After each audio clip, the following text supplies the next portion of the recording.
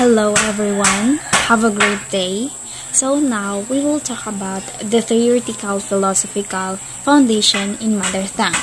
So first, we define what is constructivism. So constructivism states here that constructivism is learning theory which holds that knowledge is best gained through a process of reflection and active construction in the mind.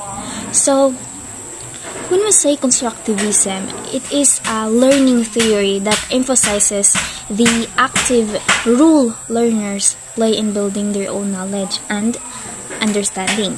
So, by drawing on prior experiences and existing knowledge, ang learners is makakonstruct ng new ideas and concepts through social interactions, hands-on activities, and real-world applications. So this approach rejects the idea that knowledge is passively received, instead promoting collaboration, exploration, reflective thinking, and self-assessment.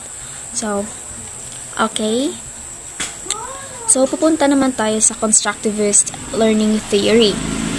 Okay, dito, si John Piaget at si Vygotsky are two most recognized pillars of constructivist learning theory. So, silang nagmugna. So, dito, pareho silang naniniwala na ang bata ay makakabuo ng kanilang sariling kaalaman.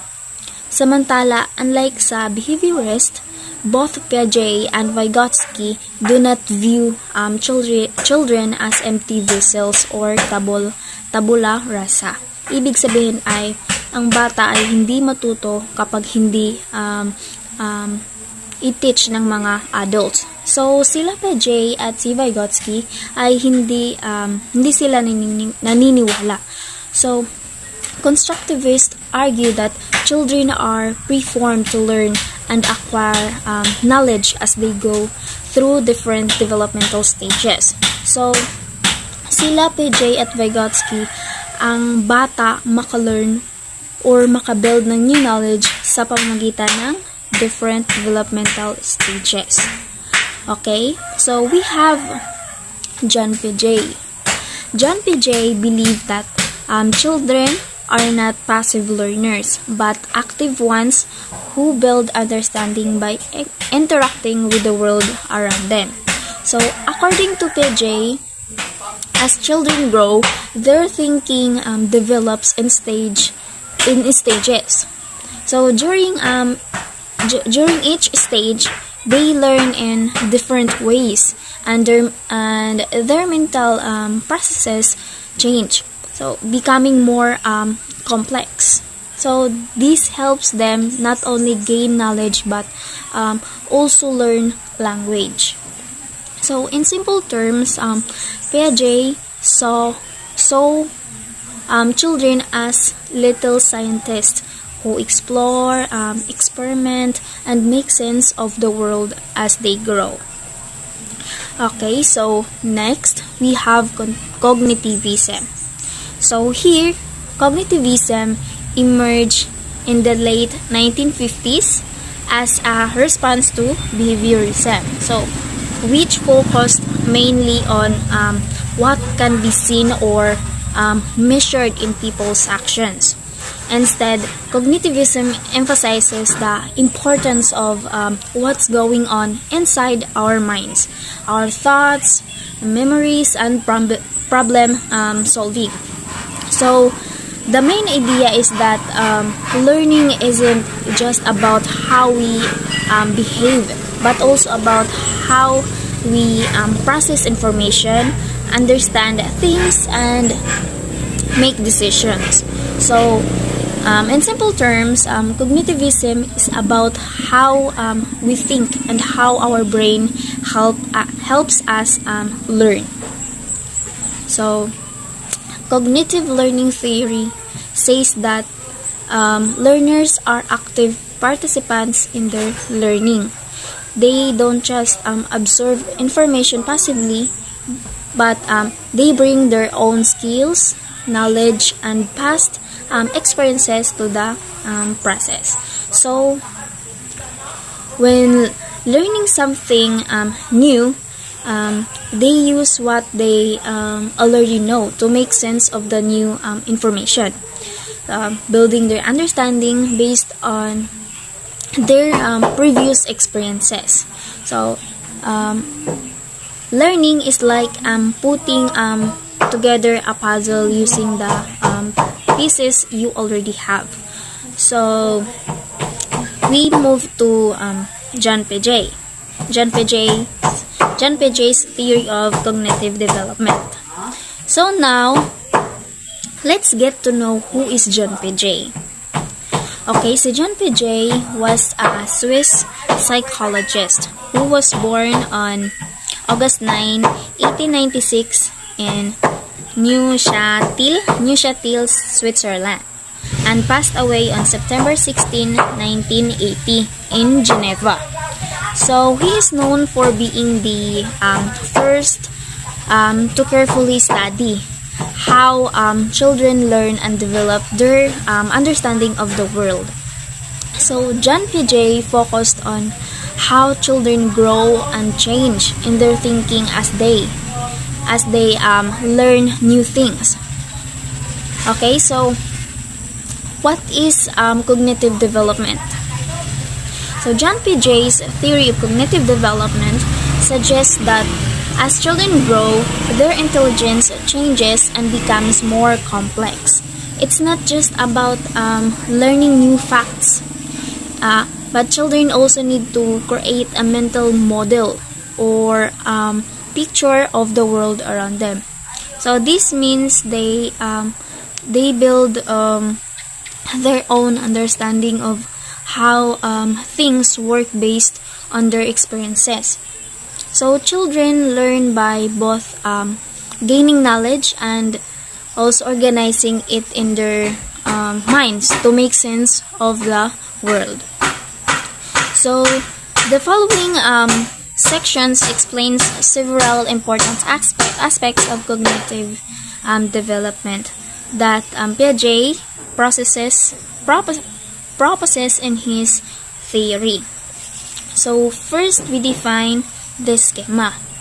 So a schema describes both the mental and physical actions involved in understanding and knowing.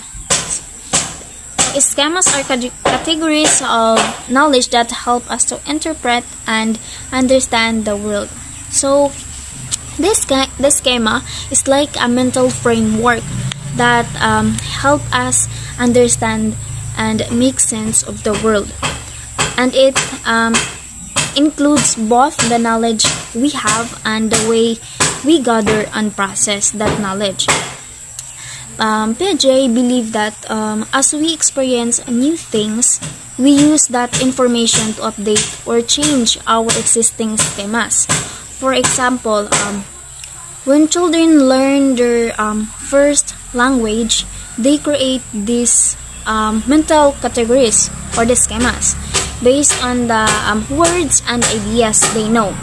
So, in simple terms, schemas are like mental boxes where we store what we learn and we keep adding new information to them as we grow. Okay, next we have assimilation. So, ang assimilation is when we take new information and fit it into what we already know. Ito ay tulad ng pagdaragdag ng mga bagong ideya sa mga mental box or the schema na nagawa natin. So, this process can be a little subjective because we might adjust or change the new information just slightly to make it match what we already believe or understand. So it's like trying to make new experiences fit into our current way of thinking. Okay? Next is accommodation.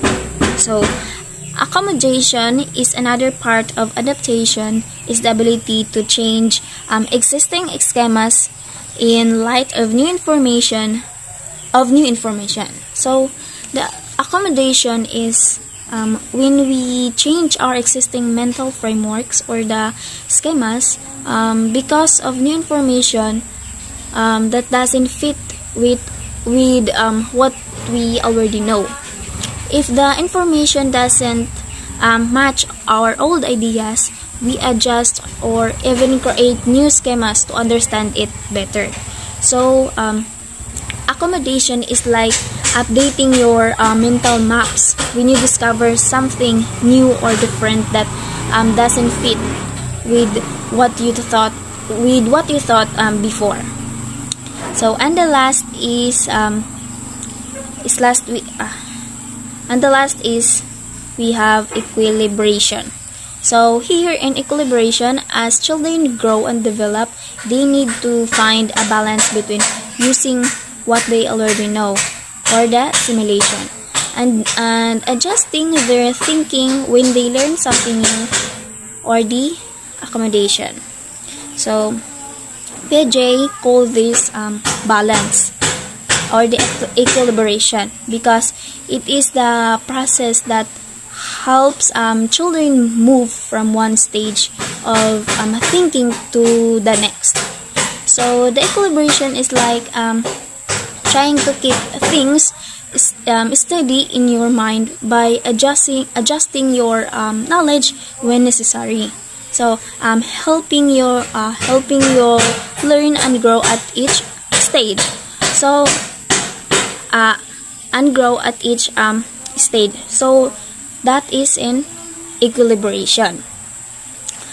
So that's all for my assigned topic, and I hope na nakalearn mo sa akong report. So thank you for listening. Bye!